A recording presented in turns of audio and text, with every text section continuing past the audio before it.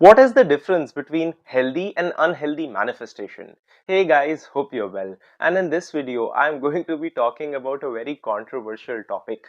And this will ruffle a few feathers because I know that there are some aspects of this conversation which can be triggering to you.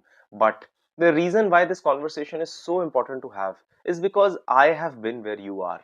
So when I talk about the unhealthy phase of manifestation, it's something I have done myself. It's something I have done so much that I know it doesn't work. And I also know that it not only not doesn't work, it also gives you mental health issues. It also gives you desperation. It also gives you anxiety. It can make you more obsessed. You will never feel powerful. Even if you do receive the things that you're looking for, you won't have peace, which is the goal, right? To actually have peace, to actually come from a place of power, to not having to affirm all your life, to not having to do visualization techniques all your life, especially for one topic. It's fine if you worked on one topic and then the other topic you are getting into and you start to do many techniques and you start to get better, that's fine. But we don't want to be in a zone where we are just constantly just focused on one topic and it still isn't able to solve itself, right? That's not the goal here. So to understand that, and for me to be able to bypass that process for you, because it took me years to learn this and I'm trying to help you understand this very quickly. So let's get into this. One thing I would like to say as I start this video is that a lot of points that I will share here might be healthy for some people. So when I say unhealthy, some points in this might be healthy for some people. And when I say these points are healthy, some of those points might be unhealthy for some people. And it's very important to understand that. It's also something that we need to understand that the state of being behind what we do and the kind of way that we move forward with things is also very important. And it's something that I cannot touch upon here because it's a general video and I don't know your specific situations. Here I'm trying to cover the generalized version of this. I want to help you as a whole, as a community, right? So let's understand these and let's get into the topic step by step. So the first unhealthy phase of manifestation is action. So in relationships, it's usually too much action. In career, it's usually a lack of action at all. In the unhealthy phase of manifestation, we start to feel of manifestation as this wishful practice where we will just imagine and magically things go to pass. I think that if you have tried that already, and I'm pretty sure that you have, it doesn't work. You can keep on sitting there and affirming and visualizing for the rest of your life, but till you change your perceptions, till you change your actions, till you change your boundaries, it's not really going to have an effect in your life. You will need to be the aligned version of the person who has it, right? That person has certain actions that they do, that person has a certain belief system, that person has a certain way of handling things. A small example would be, let's say I'm sitting here imagining that I want to be a business owner and I want to earn $1 million a year, right? And let's say I'm imagining that, but all I'm doing throughout the day is sitting at home watching reels. I don't even take a shower. I'm just sitting around being lazy all day. On the other hand, I am saying that I want to be a millionaire and I'm imagining I'm doing all these techniques, but I'm also acquiring new skills. I'm also putting myself in a position where opportunities can come to me. Let's say I want my business to be on Instagram. I'm still posting. I'm doing all these things, right? And now here a question that a lot of people have is that Neville Goddard said that you don't even have to lift a finger. Yes, what he meant by that is that you don't have to force things into change. It means that after I post, I don't have to constantly keep on looking who's checking my story. Did I get a new client? I don't have to constantly keep on texting people, please sign up for my coaching. Please give me a job. I don't have to do that. I just have to take the necessary action that is needed. I have to allow the thing to come to me. Another small example of this is I had a client very recently. She was manifesting a visa application, right? So the action that was needed on her part was to fill the application, fill it out, to give the interview. Then she did not have to chase. She did not have to check 20 times like where is it? Will I get it? Will I not get it? She just did the action that was needed and then she didn't even have to lift a finger. Things came to her because that is what she was focused on, right? So the first difference between healthy and unhealthy manifestation is the action part. The second difference is chasing. Now all the people who are manifesting a relationship, I'm going to actually say something which you won't like. Don't become a stalker under the pretense of manifestation. This is something I have seen with a lot of people. You don't have to become someone who disrespects themselves, starts running after someone in a very stalkery way, and actually doesn't receive the results that you're looking for.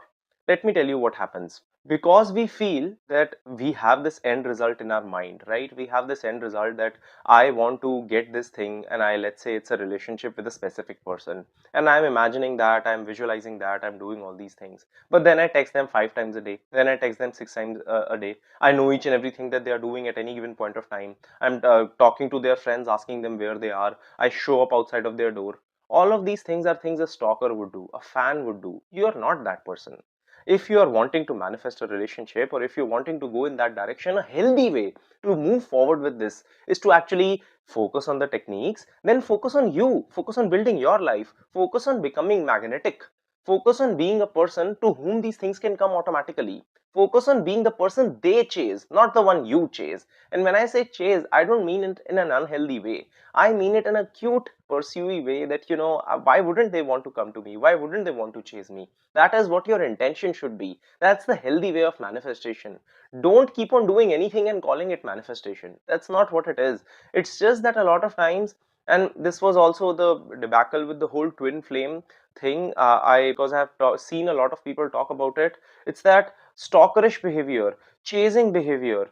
It was all just called manifestation. It's not. Manifestation in no way, shape, or form is trying to manipulate another person or chase them. It's allowing things to come to you, which is still, which is calm, which is confident.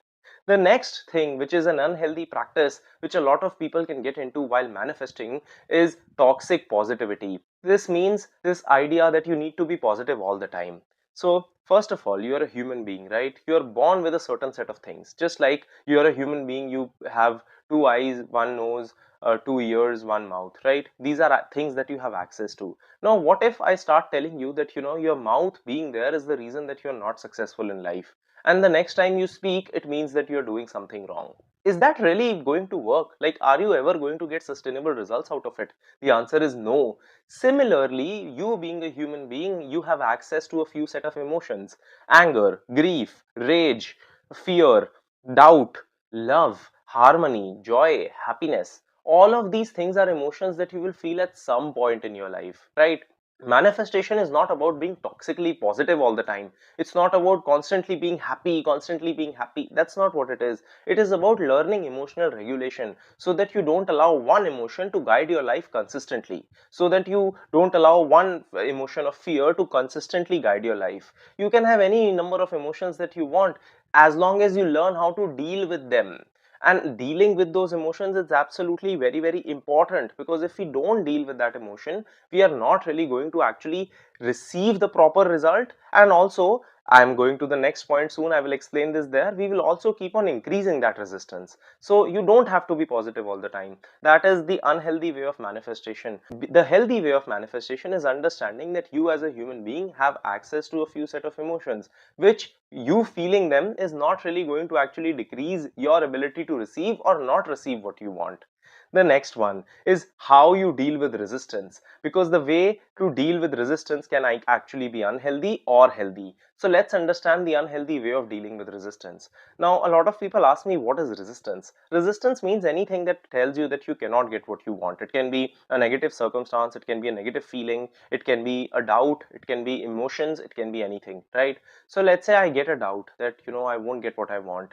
All I do is I try to ignore that doubt, that, oh no, if I get this doubt, that means it would manifest. If I get this one thought, it will suddenly just come into my life. So if I have this one negative thought, I cannot get it, I don't have to deal with it, right? Let me tell you what that is actually doing. You must have heard this statement before: what you resist persists. What that means is, the more you resist that thought, the more you're actually focusing on it, and also the more you push it down, it's not actually going anywhere, it stays there, it just comes out. And when it comes out, it comes out with more intensity. A healthier way to deal with this is to actually follow the steps of resistance that I have. There is a video linked down, I have put it out on YouTube for free. You just have to go check it out, learn from it. These are absolutely amazing steps that you can use to handle resistance well. So I will not elaborate more on that, because I have a full length video on it. So you should check it out. You can check it out after this video ends, because the next 2 points are very important. An unhealthy way of manifestation is never putting in boundaries. So this is more common when you are manifesting love or a relationship. So there is one thing that I have seen a lot. Let's say you are trying to manifest a relationship with a specific person, right? Now, let's say you were in a situationship and you're trying to get into a relationship. And earlier this person was giving you some breadcrumbs, and this person now comes with a bigger breadcrumb. And because in your mind you feel that I'm living in the end, you keep on accepting that behavior from them, right? Because you feel I love this person. If I accept this behavior, they will see how much I love them. They will see how much I can do for them. This is the unhealthy way of manifestation. Now I'm going to say one sentence that if you internalize this, you will never have to worry about relationships again. This one sentence is, people don't love you because of how much you love them. People love you because of who you are and how much you love yourself. Why is that important?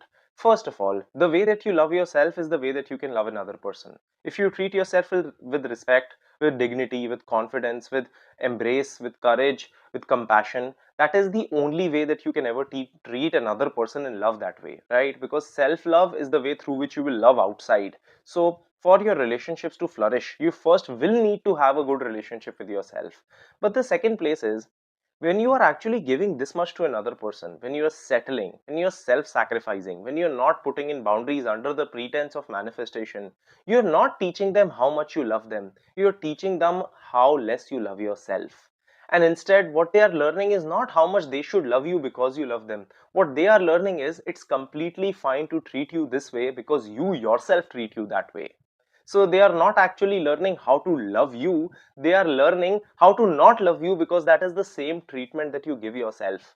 Putting up boundaries is one of the most difficult things that you will ever have to do as a human being. I totally get it, because it has been a triggering topic for me too, especially because sometimes it can come with conflict, sometimes it can come with a difference in opinion, and that is completely fine. It's just very important to understand that in the short term, you not putting up boundaries can actually give you some small movement, but in the long term, it's just not really going to give you anything at all.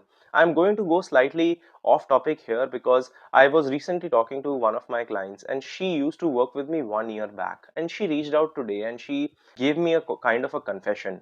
So in her situation, I told her to actually pull away from this situation. She was in a kind of a situationship and she was just constantly accepting breadcrumbs. I told her to separate herself from this and right now first focus on herself. Let's first focus on these boundaries. She didn't do that. She, at that time, she took a 1 hour consultation with me. Then she went away and she was by herself. So she reached out to me 1 year later and she told me that, Karan, I didn't listen to you. My friends were also telling me the same thing. I didn't listen to them. I kept on settling with this person, and 1 year later he comes and tells me that, oh, you know what, I already told you that we are not in a relationship. And the issue with this is, this guy's right.